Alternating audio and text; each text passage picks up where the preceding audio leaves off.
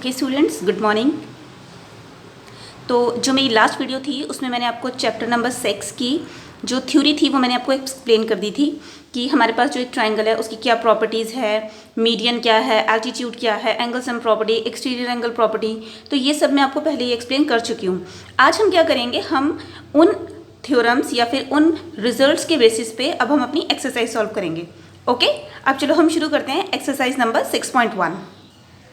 तो 6.1 एक्सरसाइज का हमारा फर्स्ट क्वेश्चन है, ट्राइंगल पी क्यू आर में भुजा यानी कि साइड क्यू आर का मध्य बिंदु मिड पॉइंट डी है। तो पी एम क्या है हमारे पास और पी डी क्या है। एक और क्वेश्चन इन्होंने हमसे पूछा है कि क्या ये जो क्यू एम है वो एम आर के बराबर है। ओके, तो अब मैं आपको क्वेश्चन समझा देती हूँ। आप ध्यान से फिगर को देखो। देखो बच्चे, हमारे पास ट्राइंगल है पी क्यू आर, ठीक है। इसमें से जो डी आपको दिया है ना वो क्यू आर का मध्य बिंदु है। मध्य बिंदु का क्या मतलब है कि हमारे पास जो क्यू डी है और डी आर है वो बराबर है, ठीक है। तो डी क्यू आर का मध्य बिंदु है, मध्य बिंदु यानी मिड पॉइंट, ठीक है, का मिड पॉइंट है। ओके, इसका क्या मतलब हुआ कि क्यू डी और डी आर हमारे पास बराबर है।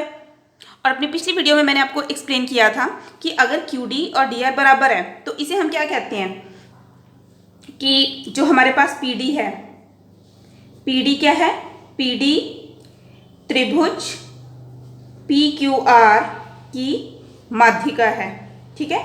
माध्यिका यानी मीडियन, ठीक है, मीडियन है।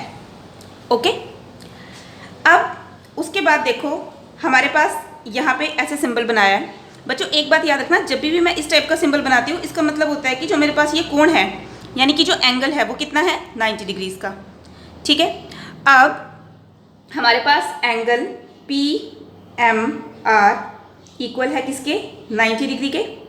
यानी कि जो मेरे पास पी एम है, पी एम क्या होगा मेरे पास, मैंने आपको बताया था कि जब भी आप यहाँ से एक लाइन ड्रॉ करो और ये एंगल मेरे पास 90 डिग्री का बने, इसका क्या मतलब होता है कि ये जो लाइन मैंने ड्रॉ की है वो क्या है, एक एल्टीट्यूड, ठीक है। तो पी एम हमारे पास त्रिभुज पी क्यू आर का शीर्षलंब, शीर्षलंब यानी कि एल्टीट्यूड है।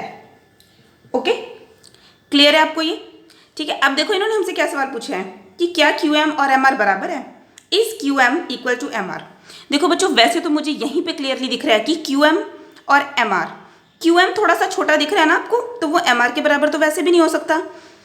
और जो प्रॉपर्टीज हमने स्टडी की हैं उसके अकॉर्डिंग जो हमारे पास मीडियन यानी कि माध्यिका है वो हमारी साइड को दो बराबर हिस्सों में बांटता है। तो माध्यिका तो हमारे पास क्या है, पी डी है ना, यानी कि क्यू डी और डी आर हमारे पास बराबर है। पी एम जो मैंने ड्रॉ किया है वो तो मेरा शीर्षलंब यानी कि एल्टीट्यूड है, ठीक है। इसका ये मतलब हुआ कि क्यू एम बराबर नहीं है एम आर के, ठीक है, क्योंकि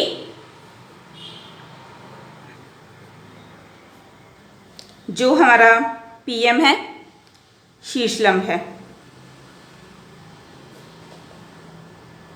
ओके, देखो बराबर का साइन अगर आप डालते हो और उसको ऐसे टेढ़े क्रॉस करते हो इसका मतलब होता है नॉट इक्वल, यानी कि बराबर नहीं है। तो अब आप लोग एक बार फिर से ध्यान से पूरा क्वेश्चन अपना देखो।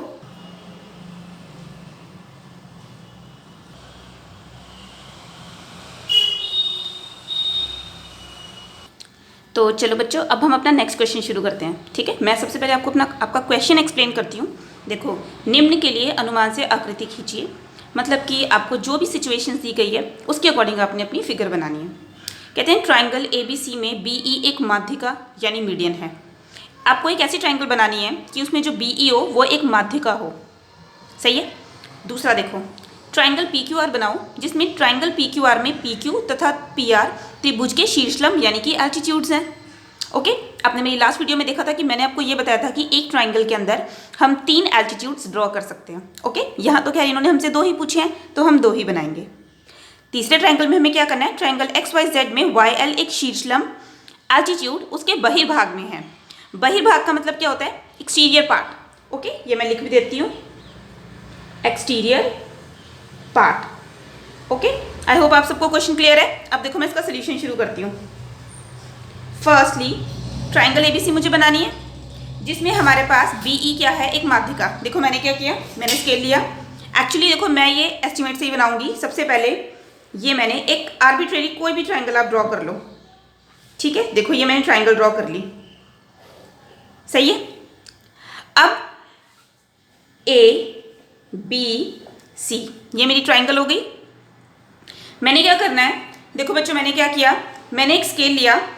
स्केल से मैंने अपनी ये AC जो साइड है इसे मैंने मेजर किया, यानी नापा। तो जब मैंने इसे नापा तो ये मेरे पास कितनी आ रही है, 8 सेंटीमीटर। देखो माध्यिका आपको पता है ना कि साइड को बिल्कुल बराबर 2 हिस्सों में बांटेगी। मैंने यहाँ पर एक बिंदु लगा लिया, ठीक है। अब अगर मैं इसे B पॉइंट से जोड़ देती हूँ, ये मैंने जोड़ दिया, तो जो मेरे पास BE है वो माध्यिका आएगी। क्यों माध्यिका आएगी, क्योंकि आपने AE और EC को बिल्कुल बराबर रखा है। और हमारी जो प्रॉपर्टी थी वो भी तो यही थी ना कि हमारे पास BE को अगर मैं माध्यिका कह रही हूँ तो AE और EC बराबर होने चाहिए। मैं यहाँ पर लिख भी देती हूँ AE इक्वल टू EC। तो जो मैंने BE बनाया है वो क्या है, मेरी माध्यिका, या फिर हम इसे क्या कह सकते हैं, मीडियन। क्लियर है आपको, ठीक है। तो जो मेरा फर्स्ट पार्ट था कि ट्राइंगल ABC में BE एक माध्यिका होनी चाहिए, तो वो मैंने बना दी है ट्राइंगल ABC।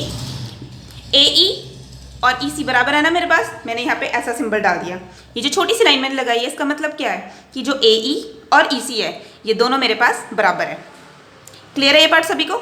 चलो ये हमारा फर्स्ट पार्ट हो गया। अब मैं जाती हूँ नेक्स्ट पार्ट में, ठीक है। नेक्स्ट पार्ट के लिए आपने क्या करना है, ट्राइंगल PQR बनानी है, जिसमें PQ और PR त्रिभुज के शीर्ष लंब यानी कि क्या है, एल्टीट्यूड्स हैं, ठीक है। अब देखो मैं एल्टीट्यूड्स कैसे बनाती हूँ, स्टार्ट करते हैं। पहले मैं एक ट्राइंगल बना लेती हूँ। तो ये देखो बच्चों मैंने ट्राइंगल बना ली PQR, ओके। तो ये मैंने आपको शो नहीं किया क्योंकि ट्राइंगल बनाना बहुत ईजी है, वो आप खुद भी बना सकते हैं। ये देखो मैंने क्या करना है, मुझे एल्टीट्यूड्स ड्रॉ करने हैं। मैंने स्केल लिया, ठीक है, और यहाँ से आपने लाइन बनानी है। देखो बच्चों लाइन ऐसी बनाना कि आपको देखने में भी ये जो एंगल है ना, कोण, ये आपको 90 डिग्री का लगना चाहिए, सही है। तो मुझे एक बनाना था, ओके। PQ तथा PR त्रिभुज के शीर्ष लंब है, ठीक है। देखो ये तो मैंने अपनी तरफ से एल्टीट्यूड बनाने की कोशिश की है, पर अब मैं क्वेश्चन में देखो वापस जाती हूँ। क्वेश्चन में इन्होंने मुझसे क्या कहा था, PQR, इसमें हमारे पास PQ और PR ये हमारे पास शीर्ष लंब होने चाहिए, यानी एल्टीट्यूड्स होने चाहिए। देखो अगर नॉर्मली मैं बनाना शुरू करती तो डेफिनेटली मैंने शुरू किया PQR ट्राइंगल बना रही और मैंने एल्टीट्यूड बनाया। लेकिन क्वेश्चन में क्या कहा है, क्वेश्चन में तो कहा है कि जो हमारे पास PQ है, ठीक है, वो ही हमारा शीर्ष लंब होना चाहिए। इसका क्या मतलब हुआ कि ये जो PQ लाइन है वो ये नहीं होनी चाहिए थी, वो क्या होनी चाहिए थी, ये वाली लाइन होनी चाहिए थी, ठीक है। इसका मतलब कि ये जो मैं बनाने लगी थी ये फिगर मेरे पास सही नहीं है। मैंने तो अपनी नॉर्मल नॉलेज से शुरू करा, जैसे मुझे पता था वैसे ही मैंने इसको बनाना शुरू किया, ठीक है। लेकिन ये तो मुझे पता लग गया कि अब देखो PQ लाइन तो टेढ़ी है, ये एंगल तो मुझे किसी भी कीमत पे 90 डिग्री का नहीं मिल सकता। इसका मतलब ये जो फिगर मैं बना रही थी ये क्या है, रॉन्ग, ओके। देखो मैंने ये जानबूझ के बनाई है ताकि आपको पता चले कि अगर आप नॉर्मली हमेशा ऐसे बनाना शुरू करते हो कि ऐसे हमारे पास PQ और PR जो है वो शीर्ष लंब नहीं आएंगे। मैंने इसको क्रॉस कर दिया। अब देखो बच्चों मैं आपको इसकी सही फिगर बना के दिखाती हूँ, ठीक है। अब देखो मैं क्या बनाती हूँ, मैंने क्या किया, एक त्रिभुज ऐसे बनाया, ऐसे